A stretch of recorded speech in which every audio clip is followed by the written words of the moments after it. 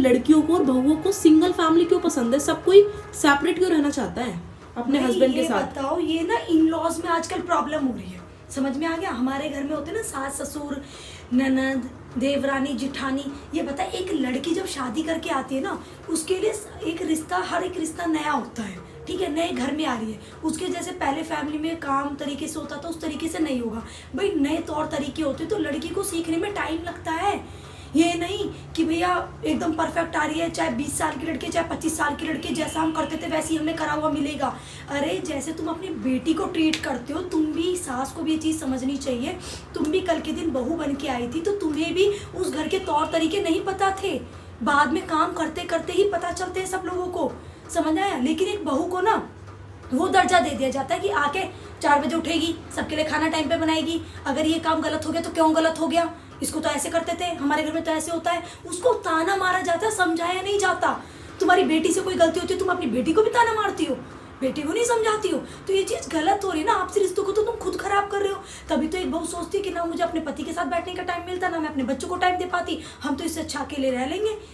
इसीलिए भैया वो लड़की फ्रस्ट्रेट हो जाती है। अपने घर में अगर वो थोड़ा सा भी, छोटा सा काम भी अच्छा कर देती है ना, उसके माँ बाप के मुंह नहीं थकता उसकी तारीफ करते हुए। और ससुराल में क्या होता है, अगर बहू कितना ही दिल से सेवा कर ले, कितना ही दिल से काम कर ले, तारीफ तो छोड़, एक बार ये तक नहीं बोला जाता बेटा आज तूने खाना बहुत अच्छा बनाया था, हमें बहुत अच्छा लगा, या कुछ खुश करने के लिए छोटा सा गिफ्ट ही दे दो उसको। इन्हीं चीज़ों से प्रोत्साहन बढ़ता है। अपने बेटे और बेटी को कैसे हम लोग मोटिवेट करते हैं जब छोटे होते हैं, तो छोटी छोटी चीज़ों में शाबाशी देते हैं उन्हें। समझ आया?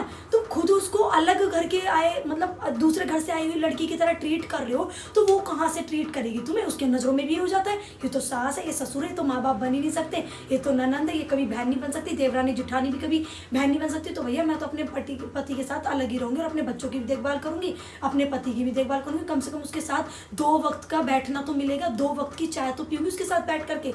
अगर बेडरूम में जाके बहू अपने हस्बैंड के साथ बैठ के 2 वक्त की बात भी करने लग जाती है ना, चाय भी पी रही, गप्पे लड़ाती रहती है। हमारे घर में तो ऐसा नहीं होता था, हम पता नहीं कहाँ से आ गई मॉडर्न तरीके सिखा रही है। बताओ जी, पति के साथ बैठ के चाय पी रही। यार वो दूसरे घर से लड़की आई है, तुम्हारी लड़की भी दूसरे घर जाएगी। समझ में आया? कोई परफेक्ट नहीं होता है भैया। धीरे धीरे तुम उसे समझाओ ना, तुम माँ तो बनो उसकी, वो बेटी कैसे नहीं बनेगी ये बता। लेकिन डायरेक्ट ताना मार रहे हो, डायरेक्ट माँ बाप पे। तेरे माँ बाप ने ये नहीं सिखाया? तू क्या सिखा रही अपनी बेटी को? तू भी तो देख, तेरी बेटी भी कल के दिन दूसरे घर जाएगी, उसके ससुराल वाले बोलेंगे फिर कि तेरे माँ बाप ने। सिर्फ किसी के माँ बाप पे मत आओ, ठीक है? यहीं से रिश्ते खराब होने लग जाते हैं। तो मैं बस